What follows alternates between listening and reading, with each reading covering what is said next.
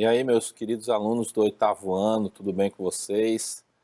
Professor Ricardo para mais uma aula de História, né? Hoje nosso tema é a Segunda Revolução Industrial, tá bom? Não é uma aula de Geografia não, é uma aula de História, tá? Embora vocês vejam muito esse conteúdo também na Geografia. Mas vamos tentar fazer aqui uma abordagem mais, né, mais histórica da Segunda Revolução Industrial, que é o nosso objetivo, ok? Então, habilidade aí, duas para vocês.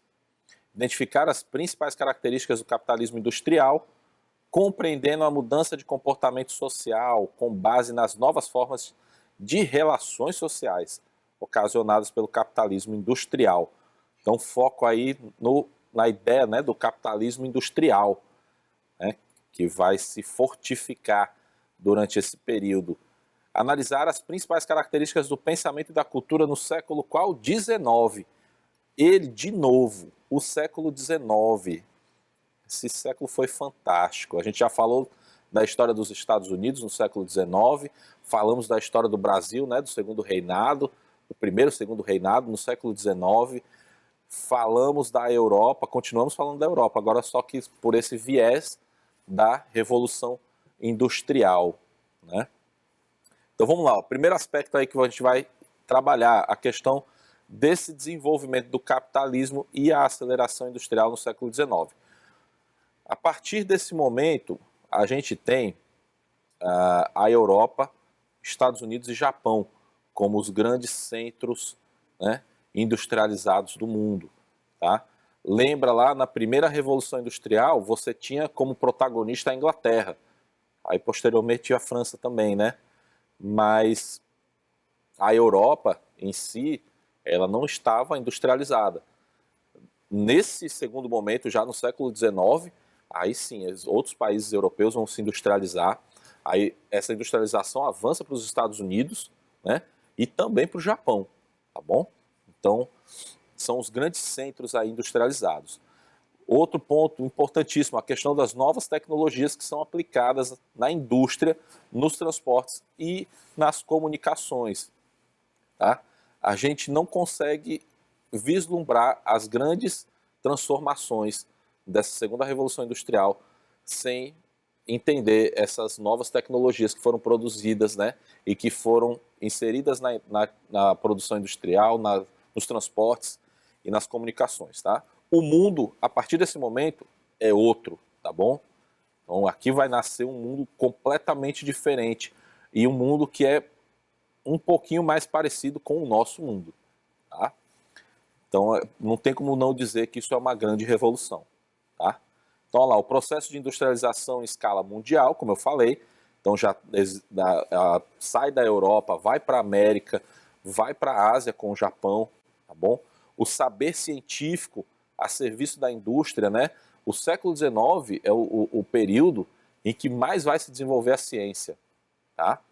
Então é um período que o pensamento científico ele chega a ultrapassar em importância o pensamento religioso. Então, naquele momento bem ali do século XIX, a gente vai ter o que a gente chama de cisma, né? A separação. Ali a sociedade ainda tinha muitos aspectos que eram medievais, a sociedade europeia. E aí no século XIX, com esse desenvolvimento da ciência tão grande, que bem ali acontece uma grande separação. Ali é que os resquícios da Idade Média que existia na Europa, eles vão se acabando, tá bom? Então é muito, muito interessante isso, muito importante.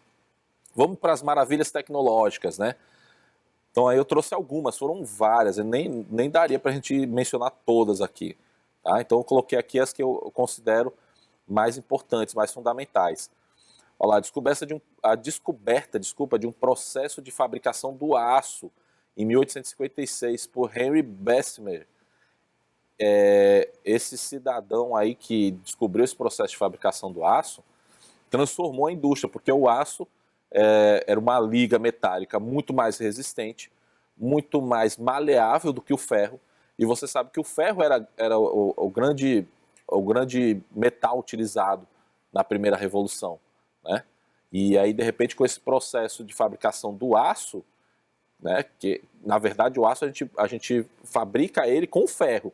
Você não encontra aço na natureza, né? Então é um processo lá que se faz para transformar o ferro em aço, né? E ele aí sim, essa liga metálica é muito mais resistente e muito mais maleável. Então as ferramentas industriais, a partir desse momento que são feitas com aço, têm muito mais resistência, tá certo? Por isso é importantíssimo. A invenção do dínamo, que é um gerador de eletricidade. E aí sim, em 1870, a gente já tem a questão da eletricidade. Então, como fonte de energia, a partir de 1870, isso transforma completamente a vida do ser humano. Tá? Imagine você sem energia vivendo hoje, a gente vê as grandes dificuldades, né, que isso provoca. Tá? Mas até antes desse período, a humanidade não sabia o que era, né, a eletricidade, tá? Então é muito gigante o tamanho dessa transformação, tá? Aí esse gerador, né, que é o dínamo de eletricidade, ele permite a transmissão de corrente elétrica a longas distâncias, né, que é como a gente conhece hoje. A invenção da lâmpada elétrica por Thomas Edison, né, que era um grande inventor, 1879, o Thomas Edison criou várias outras invenções além da lâmpada elétrica, né? Então a vida nas cidades vai se transformar com a questão da eletricidade, né? Olha lá, a invenção e o aperfeiçoamento do motor de combustão interna. E aí a partir desse momento começa a se utilizar os derivados de petróleo como combustível, né? A gasolina e o diesel. Então não era mais o carvão o principal combustível das indústrias. A partir desse momento, a gasolina, o diesel passam a ser utilizados como combustíveis, né? Então, olha lá, o uso da locomotiva e do barco a vapor no transporte de pessoas, né? Então, fazendo a interligação das regiões, né, todas, e passa a ser amplamente utilizada a locomotiva e o barco a vapor, né, como transporte. E é um transporte muito mais rápido, isso também diminui as distâncias, né, a rapidez, tá? Então, antes todas as viagens eram feitas a cavalo, né, com carroça, com carruagem, eram extremamente lentas, né? Então, a partir daquele momento você tem um meio de transporte muito mais rápido, né? E com a capacidade de levar muito mais pessoas, né? Deslocar muito mais pessoas. A invenção do telégrafo e do telefone também, outra invenção importantíssima, né? A gente tem o rádio aí também, né? Que é inventado, isso aí para a questão da comunicação entre as pessoas, né? O aproveitamento dos derivados de petróleo como fonte de energia, já falei. A construção dos primeiros automóveis, tá? Também. Meios de transporte individuais, como os automóveis, tá? O desenvolvimento da indústria química e farmacêutica, também a partir desse período começa a se desenvolver a indústria química e farmacêutica. A invenção da fotografia, né? Em 1826 até 1837 ela foi se aperfeiçoando, né, por Louis Daguerre, que era um francês, e do cinematógrafo, olha aí, 1895 pelos irmãos Lumière, tá certo? Que transformou também o lazer, né, a diversão nas cidades. Eu coloquei aí, ó, o cinema e os parques de diversão eram as formas mais baratas de diversão nas cidades, né? Então o cinema era o entretenimento barato, né? O entretenimento acessível a todas as pessoas, né? E as pessoas, obviamente, as pessoas da alta sociedade mais ricas, elas não iam ao cinema, a esses parques de diversão. Eles geralmente iam para o teatro, para as óperas, né? Então tinha essa grande diferença. O cinema e os parques de diversão, graças à eletricidade, você não pode esquecer disso, eles se transformam em meios de entretenimento naquela, né, sociedade ali vigorosa, tá? Olha aí, a cidade industrial, né, a indústria ela vai se transformar num grande atrativo, né, para as pessoas deixarem o campo, né, quando elas procuravam trabalho nas cidades, né, elas iam se acumulando, né, ali na cidade. Nós chegamos a comentar isso, né, naquele nosso encontro passado, que nós falamos daquele deslocamento, né, o que provoca, né, a perda da identidade comunitária, a identidade familiar que existia quando aquelas pessoas viviam no campo e de repente por conta dessa migração do campo para as cidades, elas vão perdendo as identidades, né? Mas tudo aquilo ali por quê? Porque era a alternativa de trabalho, era buscar o emprego, a sobrevivência, tá bom? Aí vai começar o processo de constituição do proletariado, né? Que a gente seriam os operários, os trabalhadores dessas indústrias, né? Que se usava lá no século XIX essa expressão proletariado, tá? Exército é um exército industrial de reserva que vai forçar o baixos salários, né, desses trabalhadores proletariados, né? Então, quanto mais gente tinha na cidade, mais o dono das fábricas ele explorava o trabalho, né, desses proletários e pagando muito pouco, porque ali não existia aquelas questões dos direitos trabalhistas, né? Não existia nada disso. Salário, então se pagava o mínimo mesmo, do mínimo, e se explorava trabalho demais, né? Então, isso aí, ó, olha outra consequência, né? O crescimento descontrolado dos centros urbanos, né? Sem planejamento. Muitas pessoas foram para os centros urbanos e aí não tinha planejamento nenhum. Essas cidades iam crescendo à medida que ia crescendo a quantidade de pessoas, tá? Isso modifica completamente essas paisagens, né? Da Europa, tá? A cidade, enquanto a cidade, olha que aspecto também interessante, enquanto a cidade era símbolo da prosperidade para a burguesia e para a velha aristocracia, para as classes dominantes, né, donas lá das fábricas, era um símbolo de prosperidade, para os trabalhadores era um símbolo de opressão, né, porque era ali onde ele era explorado, né, até as últimas consequências, né. O trabalho dele era um trabalho extenuante, né. Eles chegavam a trabalhar de 14 a 18 horas por dia. Eu coloquei aí, ó, o trabalho de mulheres e crianças, né? Compartilhavam as mesmas horas de trabalho, né? De homens adultos, de 14 a 18 horas de trabalho, tá? Então hoje a gente tem em média uma jornada de trabalho de 8 horas, né? A maioria dos profissionais tem essa jornada de trabalho de 8 horas. Naquele tempo não existia nada disso, era de 14 a 18 horas. E como o salário era muito pequeno, todo mundo tinha que trabalhar, a mulher, a criança, né? E recebiam muito menos, né? A remuneração era menor para mulheres e crianças, né? A exploração, os abusos eram piores, né? Eram constantemente abusadas as crianças e as mulheres nesses espaços de trabalho. Eram espaços insalubres, né? Eram espaços quentes, eram espaços que não existia nenhuma circulação de ar, era horrível trabalhar nessas fábricas, né? E aí, por conta disso, foram vítimas de muita repressão, tá? No caso aqui das mulheres, vale lembrar o dia 8 de março, né, que se comemora o Dia Internacional das Mulheres. A comemoração está diretamente ligada à exploração do trabalho delas nessas fábricas durante o século XIX, né? Que quando elas reivindicavam melhores condições, elas eram reprimidas, né, brutalmente. No caso lá do 8 de março, é exatamente o que aconteceu. Como as mulheres se recusavam a trabalhar, o dono da fábrica resolveu simplesmente tacar fogo na fábrica com elas dentro. Então era brutal a repressão, né, naquele momento. Então vamos lá, as principais características aí da segunda Revolução Industrial, só para você reforçar. O período é de 1850 até 1960, tem diferenças também, alguns autores tratam né, intervalo de tempo menor, né, outros tratam um tempo maior, enfim. Vamos colocar aí de 1850 a 1960, né? A difusão do aço, novas fontes energéticas, né, petróleo, eletricidade, muito importante essa característica. A modernização do sistema de comunicação, né, a criação do rádio, tá? A expansão do desenvolvimento industrial pela Europa, América do Norte e Japão, tá certo?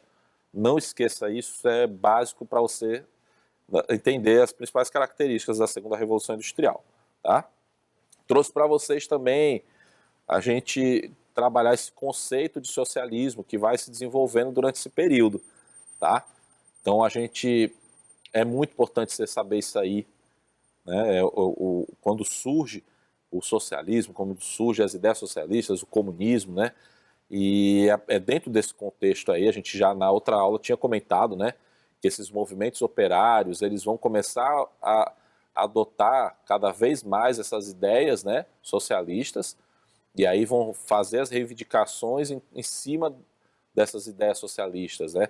Então começa a se organizar esse movimento de trabalhadores, tá? Então é importante que você entenda o conceito também.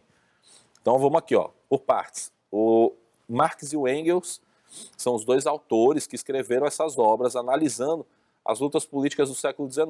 Então, os principais autores dessas ideias são Karl Marx e Friedrich Engels. Tá? Nessa obra aí, o Manifesto Comunista de 1848, eles defenderam a construção de uma sociedade igualitária. Então, primeiro aspecto, quando a gente fala no conceito de socialismo, você tem que colocar essa ideia de sociedade igualitária, tá bom?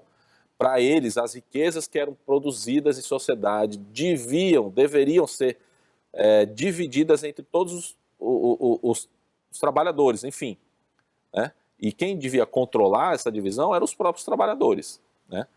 Um grupo deles, né, pelo menos, que no final a gente viu que era um grupo privilegiado deles que fazia essa divisão e nem sempre era uma divisão igualitária. Tá? Enfim, vamos para frente. Ó. O Marx e o Engels, né, eles acreditavam na tomada do poder através da organização dos trabalhadores. Ou seja, eles acreditavam que os trabalhadores só iriam chegar ao poder através de uma revolução. Tá bom? Então eles acreditavam numa ideia chamada luta de classes. Então eles acreditavam que a história da humanidade era uma constante luta de classes. Então eles avaliavam os nobres que estavam no poder quando aconteceu a Revolução Francesa e os burgueses tomaram o poder. Então ali era uma luta de classes. E aí em seguida os burgueses estão no poder quando os trabalhadores entrarem em uma luta de classes contra esses burgueses, os trabalhadores vão assumir o poder, tá bom? E aí, como os trabalhadores vão fazer essa distribuição da riqueza, se chegaria a uma sociedade comunista, né? Onde não existiria mais as desigualdades sociais, tá certo? Então, olha lá, ó, se tomava o poder através da revolução, outro aspecto do conceito de socialismo. As ideias serviram de orientação geral para as lideranças dos movimentos operários, que naquela época já eram chamados de comunistas, exatamente porque eles começavam a adotar aquelas ideias. Né?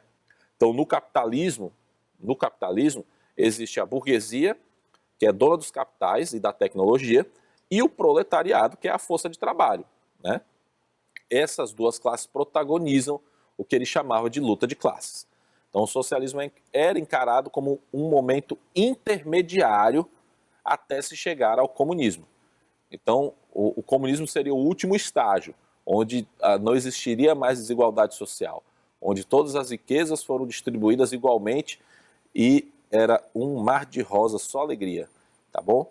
Então, o comunismo seria esse último estágio. O socialismo era o intermediário, é quando se estariam fazendo as adequações sociais para se chegar ao comunismo. Né? Então, lá no comunismo, homens e mulheres viveriam livres em uma sociedade sem classes. Isso quer dizer uma sociedade sem ricos, sem pobres, né? Uma classe livre e igualitária, uma sociedade livre e igualitária. Tá bom? Vamos trabalhar também esse aspecto sobre essa segunda revolução industrial, que é a questão da concentração de capital. Né? Muito também importante você entender isso aí. À medida que foi avançando a industrialização, existia a concorrência entre essas grandes indústrias, grandes empresas. Né? E aí aumentou muito essa concorrência. Né? Porque, lógico, em todos os países da Europa, especialmente, você tinha o desenvolvimento da indústria. Tá? Então ficava cada vez mais difícil você vender o seu produto, né? Porque você tinha uma concorrência de várias empresas. Né? Mas, obviamente, tinham aquelas empresas que eram mais ricas, mais fortes. Essas acabavam engolindo as mais fracas. Né? O que isso quer dizer? Quer dizer que aquela empresa que era mais forte, considerada mais forte, ela tinha capacidade de oferecer o produto sempre a um preço mais baixo. Né? Então ela aguentava mais tempo oferecendo um produto com o preço baixo.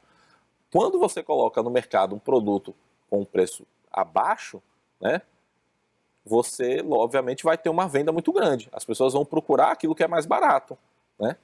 Então essas empresas acabavam, quando jogavam o preço para baixo de suas mercadorias, quebravam as outras empresas, porque a concorrência era muito cruel, né? Nesse, nesse ponto bem aí, essas empresas grandes acabavam comprando as pequenas, e aí se conglomerando, né, em grandes aglomerados empresariais, né, que controlavam o mercado, tá bom? É uma história complicada? Senhor Júnior, mas tem que aprender, porque senão você se arrebenta, tá? Então aí formaram-se empresas gigantes ou associações de empresas, tá? Tá aí, ó, os grandes capitalistas, né? Isso aí é uma chargezinha, né, produzida na época, que você vê os grandes industriais, os grandes capitalistas, olha o tamanho deles aí. E aí os outros menores, né? Controla ali, isso aí é uma imagem que mostra o parlamento, né? O parlamento onde se fazia as leis. Então os políticos eles acabavam ficando sob a vigilância desses grandes capitalistas, né? Então vamos aqui, ó. Olha aí as formas, né? De conglomerados industriais, as associações, né? Então vamos lá, ó. Os trustes são o quê? A associação de várias empresas em apenas uma, que passa a dominar todas as etapas da produção, tá? O que isso quer dizer? Uma empresa, ela vai controlar várias empresas de ramos diferentes, mas que servem para fazer o produto dela, tá? Então é como se ela controlasse desde o produtor da matéria-prima, né, até o cara que vai produzir a embalagem. Então ele controla todas essas empresas, né? E aí o que a gente chama de truste é quando uma empresa ela controla várias empresas, né? Domina todas as etapas da produção daquela mercadoria dela, né? Tudo é controlado por ela, tá certo? Então isso é uma forma de associação industrial, né? Ou são os conglomerados, é a concentração de capital, né? Isso aí é ruim por quê, professor? Porque ele controla o preço da mercadoria, né? Se ele controla todas as etapas da produção, uma empresa controla todas as etapas da produção, que era feito por outras empresas, no final o preço, ele pode cobrar o preço que ele quiser por aquela mercadoria, e se só ele vai oferecer, tá? É um grande prejuízo para o consumidor. Vamos lá, outra forma aqui, ó, de concentração de capital, o cartel. Esse é mais fácil de entender. É o conjunto de empresas independentes de um mesmo ramo que dividem o mercado entre si para evitar a concorrência. Então aqui é quando as empresas elas são todas independentes, mas elas se juntam para controlar o mercado delas, tá? Vamos colocar, eu vou dar o exemplo aqui mais clássico que a gente, pelo menos aqui na nossa realidade, acontecia muito, hoje nem tanto, com os postos de gasolina, né? Que cada posto é de um dono, mas eles se juntavam e colocavam um único preço para a gasolina. Então não tinha concorrência. Não importava o posto que você fosse, era o mesmo preço. Então aquilo ali é prejudicial ao consumidor, né? E a gente chama de cartel, é proibido, né? Inclusive. Naquela época não, mas hoje sim. E por último aí, ó, o holding, que é a empresa nascida da associação de diversas empresas a uma grande empresa que controla suas associadas. Aqui já é a empresa do mesmo ramo, né? Diferente lá do trust, que ela controla empresas de diferentes ramos. Aqui não. Uma grande empresa vai comprar todas as empresas do mesmo ramo e vai controlar o mercado, tá bom? Isso a gente chama de holding, beleza? Gente, é isso. Por hoje é só, pessoal. Olha aí o Thomas Edison aproveitando a oportunidade. O caminho mais certo para vencer é tentar outra vez, tá? Não esqueça que o Thomas Edison, quando era criancinha, o Thomas Edison foi expulso da escola, né? O diretor da escola disse para a mãe dele que ele não servia, era um retardado, não servia para estudar, né? olha só, Thomas Edison, olha o que ele virou, né? Graças à insistência, né, da mãe dele e do estudo. Viu, Júnior? Estuda. Thomas Edison aí. Tchau, gente. Um abraço para vocês. Fiquem com Deus.